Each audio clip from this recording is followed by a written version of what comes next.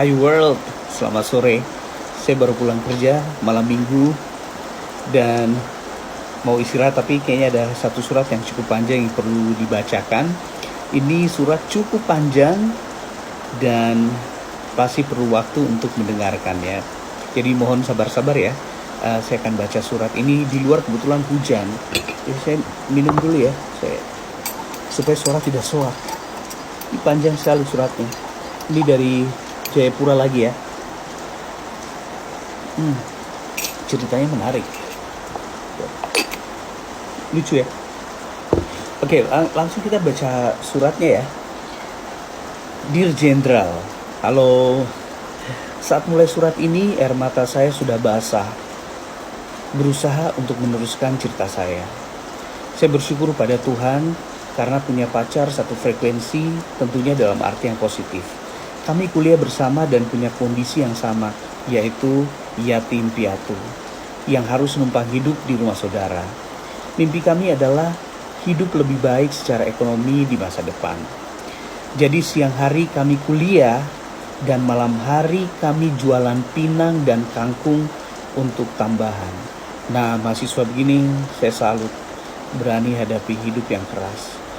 Kami kemana-mana naik angkutan umum dan kadang harus jalan kaki. Dan kadang sendal jepit saya putus, terpaksa pacar saya memberikan sendal jepitnya ke saya dan dia tanpa sendal. Ini laki yang tanggung jawab sekali.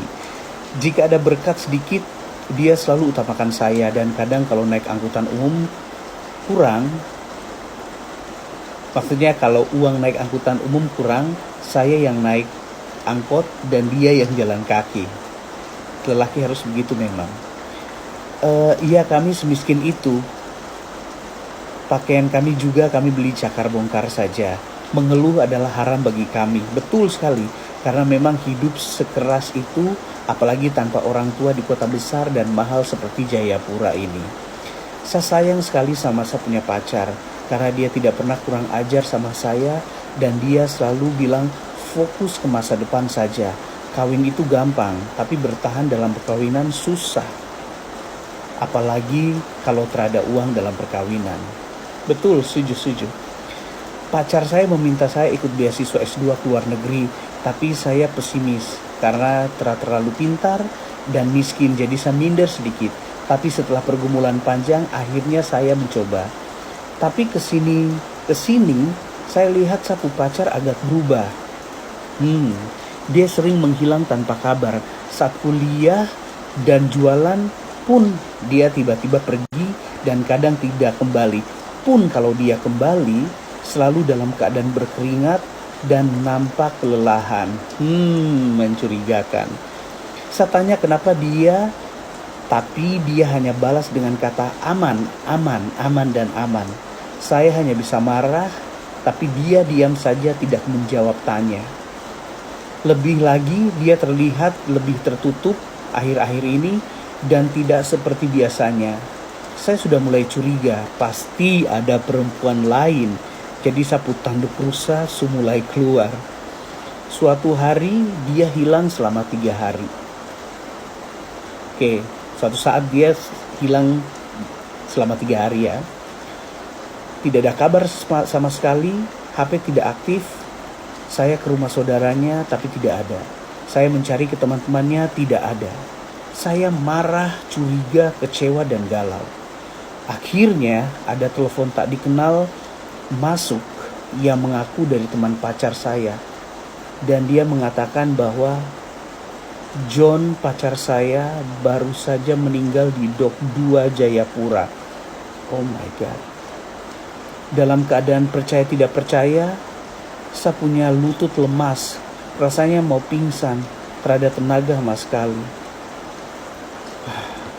Maaf adik. Tangisan saya pecah melihat John terbaring kaku. Sio John, kok tega oh? Saya terada teman jualan lagi. Terada yang dukung saya lagi. Sendiri sekarang. Saya terakuat John. Kok tuh orang Papua yang paling beda yang saya kenal. Saya mohon John kok kembali. Saya mau ikut kok. Saya takut hadapi dunia sendiri. Sio John, kau sekarang sudah ketemu Tuhan dan ketemu tong orang tua. Tapi saya sendiri, so, saya rasa sepi John. Siapa yang kasih saya sendal jepit lagi? Siapa yang bantu saya pikul pinang dan kangkung lagi? Maaf.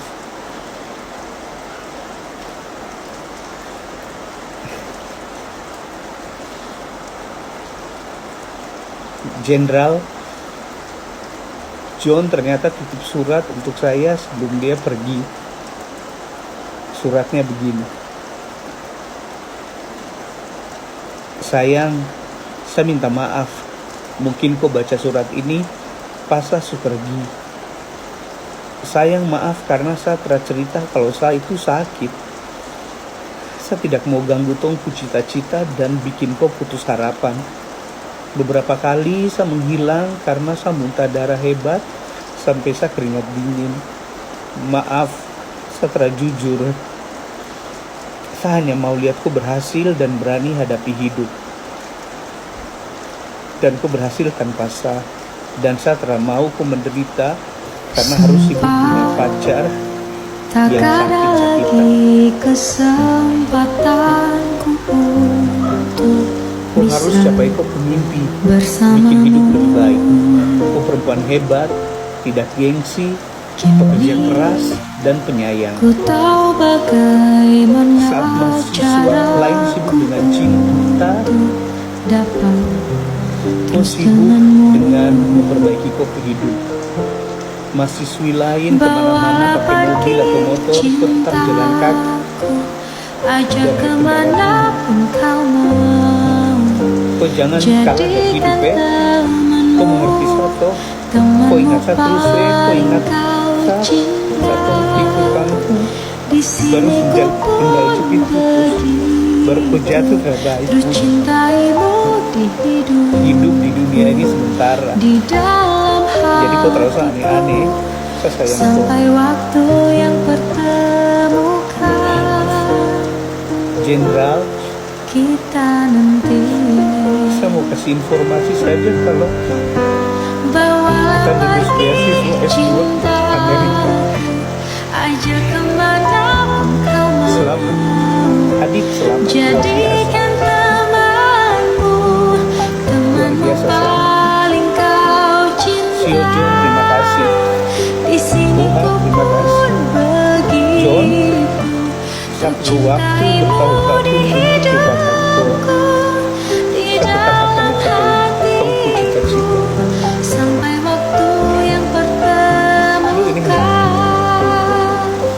malam minggu cerita begini, tapi saya tidak bisa bilang apa-apa. You are on the right track. Sudah betul jalan hidupmu, perjuanganmu, adik. Tetap lanjutkan. Kakak bangga sama kau. Jenderal tidak bisa bilang apa-apa. Pelajaran yang luar biasa. Anak-anak Papua yang perlu dicontohi. Oke, selamat malam semuanya.